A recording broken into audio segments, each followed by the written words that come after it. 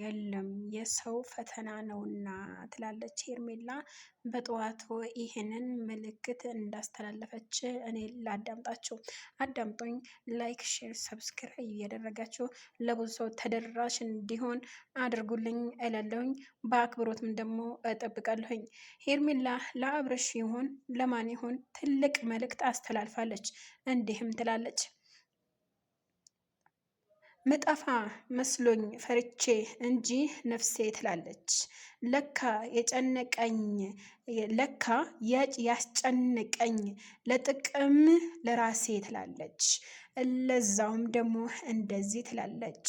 በእሳት እያለፍኩ ፈተና ወርቅ አድርግልኝ ህይወቴ ትላለች። ይሄን የት ነው የምታገኙት መስላችሁ? ኢንስታግራም ላይ ሄዳችሁ አለላችሁ። እጅግ በጣም ይሄ ለአብርሽ መሆን አለበት። ለአብርሽ ትልቅ መልእክት ታስተላልፋለች። እንዲህም ትላለች በእሳት እያለፍኩ ስለ ፈተናዬን ወርቅ አድርግልኝ ህይወቴ ትላለች። እንግዲህ ይሄ ትልቅ መልእክት ነው፣ ትልቅም ነገር ነው። አላህ ደግሞ ከፈተናዎቹ ሁሉ በላጩ ፈተናዎቹ በትዕግስት ያለፈው ብለዋል አላህ። እኛንም ደግሞ ፈጣሪያችንም ፈተናዎቻችንም የሚያመጣውን ፈተና በሰላም እንድናልፍና በትዕግስት እንድናሳልፈው በተደጋጋሚ በቁርአንም ተወስደዋል።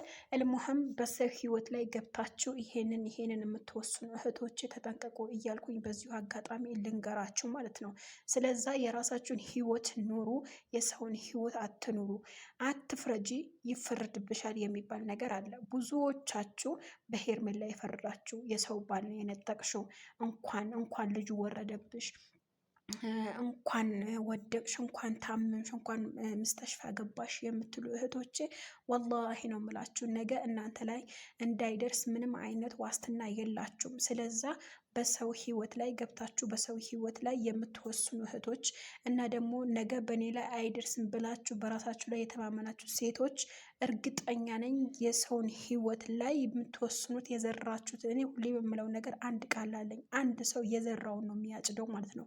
ስለዛ ሄርሜላ አሁን ባለችበት ደረጃ ኦኬ ልትጎዳ ትችላለች፣ ልትከፋ ትችላለች፣ ልታለቅስ ትችላለች፣ በብዙ ነገር ልታለፍ ትችላለች። ነገር ግን ፈተናዎቹም ሆነ ትዕግስት ካደረገች ነገ የተሻለው ወርቅ ታገኛለች ማለት ነው። ዳይመንድ ነው የምታገኘው ነገ ማለት ነው።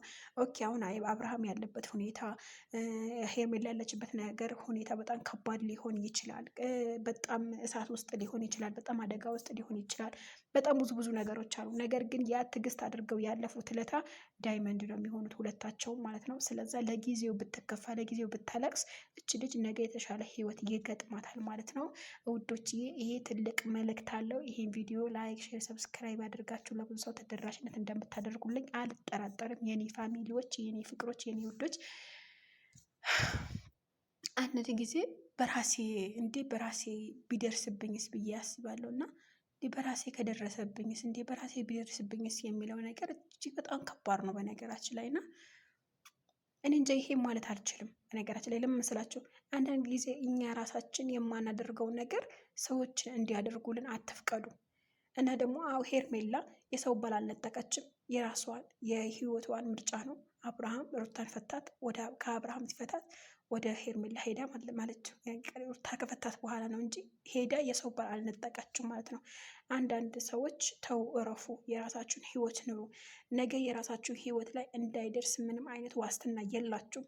ስለዛ በራሳችሁ ህይወት ላይ አትቀልዱ ብዬ በዚሁን አጋጣሚ መክራቸዋለሁ። የፈለገው ያክል በሰውን ህይወት ላይ ገብታችሁ የሰውን ህይወት አትፍረዱ እላለሁ።